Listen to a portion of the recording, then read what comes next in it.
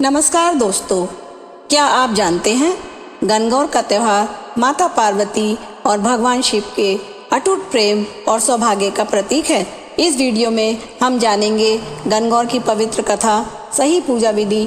जो भी इस कथा को श्रद्धा से सुनता है, दूसरों को सुनाता है, उसके जीवन में सुख और सौभाग्य और प्रेम बना रहता है। आइए सुनते हैं गणगौर की कथा। एक बार भगवान शंकर तथा पार्वती जी नारद जी के साथ भ्रमण को निकले।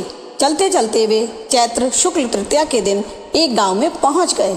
उनके आगमन का समाचार सुनकर गांव की श्रेष्ठ कुलीन स्त्रियां उनके स्वागत के लिए स्वादिष्ट भोजन बनाने लगी। भोजन बनाते बनाते उन्हें काफी विलंब हो गया, किंतु साधारण कुल की स्त्रियां श्रेष्ठ कुल की स्त्रियों से पहले ही थालियों में हल्दी तथा अक्षत लेकर पूजन हेतु पहुंच गईं। पार्वती जी ने उनके पूजा भाव को स्वीकार करके सारा सुहाग रस उन पर छिड़क दिया। वे अटल सुहाग प्राप्ति का वरदान पाकर लौटी। तत्पश्चात उच्च कुल की स्त्रियां अनेक प्रकार के व्यंजन बनाने में लगी रहीं। गौरी जी और शंकर जी की पूजा करने के लिए देर से पहुंची। सोने चांदी से निर्मित उनकी थालियों में विभिन्न प्रकार के पदार्थ थे। उन स्त्रियों को देखकर भगवान शंकर ने पार्वती जी से कहा, तुमने सारा सुहाग रस तो साधारण कुल की स्त्रियों को दे दिया, अब इन्हें क्या दोगी? पार्वती जी ने उत्तर दिया, प्राणनाथ, आप इसकी चिंता ना कीजिए। उन स्त्रियों को मैंने केवल ऊपरी पदार्थों से बना रस दिया है, इसलिए उनका रस धोती से रहेगा, परंतु मैं इन उच्च कुल की स्त्रियों को अपनी उंगली चीरकर अपने रक्त का सुहाग रस दूंगी। यह सुहाग रस जिसके भाग्य में पड़ेगा, वह तन मन से मुझ जैसी सौभाग्यवती हो जाएगी। जब स्त्रियों ने पूजन समाप्त कर दिया, तब पार्वती जी ने अपनी उंगली चीरकर उन पर सुहाग छिड़क दिया। जिस जिस पर जैसा छींटा पड़ा, उसके भाग्य में वैसा ही सुहाग आया। तत्पश्चात भगवान शिव की आज्ञा से पार्वती जी ने नदी तट पर स्नान किया और बालू की शिव मूर्ति बनाकर पूजन करने लगी।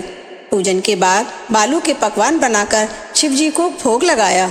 प्रदक्षिणा करके नदी तट की मिट्टी से माथे पर तिलक लगाकर 2 कण बालू का भोग लगाया।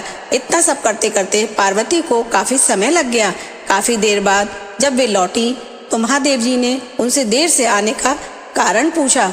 उत्तर में पार्वती जी ने झूठ कह दिया कि वहाँ मेरे भाई भावच आदि मायके वाले मिल गए थे, उन्हीं से बातें करने में मुझे देर हो गई। परंतु महादेव तो महादेव हैं, वे कुछ और ही लीला रचना चाहते थे। अतः उन्होंने पूछा, पार्वती, तुमने नदी के तट पर पूजन करके किस चीज का भोग लगाया था और स्वयं कौन सा प्रसाद खाया था? पार्वती जी ने पुनः झूठ बोल दिया, मेरी भावच ने मुझे दूध भात खिलाया, उसे खाकर मैं सीधी यहाँ चली आई हूँ। यह सुनकर शिव जी भी दूध भात खाने की लालच में नदी तट की ओर चल दिए। पार्वती दुविधा में पड़ गई।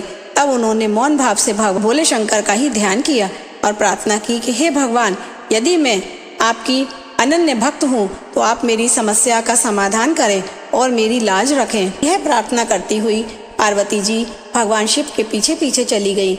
उन्हें दूर नदी के तट पर माया का महल दिखाई दिया। इस महल के भीतर पहुंचकर वे देखती हैं कि वहाँ शिव जी के साले तथा सहलेज आदि परिवार उपस्थित हैं। उन्होंने गौरी तथा भगवान का भावभीना स्वागत किया। वे 2 दिनों तक वहाँ पर रहे। तीसरे दिन पार्वती जी ने शिव से चलने के लिए कहा।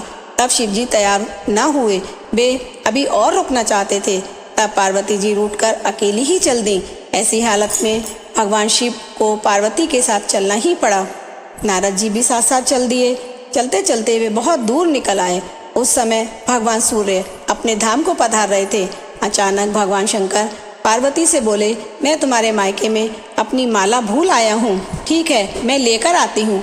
पार्वती ने कहा और जाने को तैयार हो गई, परंतु भगवान ने उन्हें अपने जाने की आज्ञा ना दी और इस कार्य के लिए ब्रह्मपुत्र नारद जी को भेज दिया। परंतु वहां पहुंचने पर नारद जी को कोई महल दिखाई नहीं दिया। वहां तो दूर तक जंगल ही जंगल था, जिसमें हिंसक पशु विचर रहे थे। नारद जी वहां भटकने लगे और सोचने लगे कि कहीं वे किसी गलत स्थान पर तो नहीं आ गए।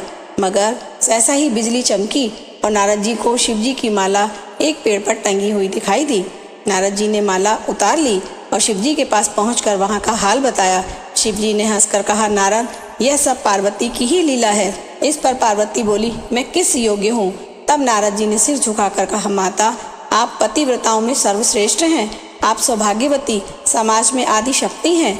यह आप सबके पतिव्रत का ही प्रभाव है। संसार की स्त्रियां आपके नाम स्मरण मात्र से ही अटल सौभाग्य प्राप्त कर सकती हैं और समस्त सिद्धियों को बना तथा मिटा सकती हैं।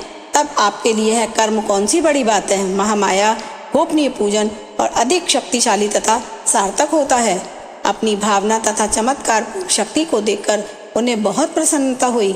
मैं आशीर्वाद के रूप में कहता हूँ कि जो स्त्रियां इसी तरह गुप्त रूप से पति का पूजन करके मंगल कामना करती हैं, उन्हें महादेव जी की कृपा से दीर्घायु वाले पति प्राप्त होते हैं। ये थी गणगौर की प्रेम पूर्ण कथा। इस कथा को जो स्त्रियां सुनती हैं, दूसरों को सुनाती हैं, उन्हें सौभाग्य प्राप्त होता है, अमर सुहाग प्राप्त होता है। अतः मन में गौरा जी का स्मरण करके कमेंट में लिखें हर हर महादेव, जय गौरा माँ।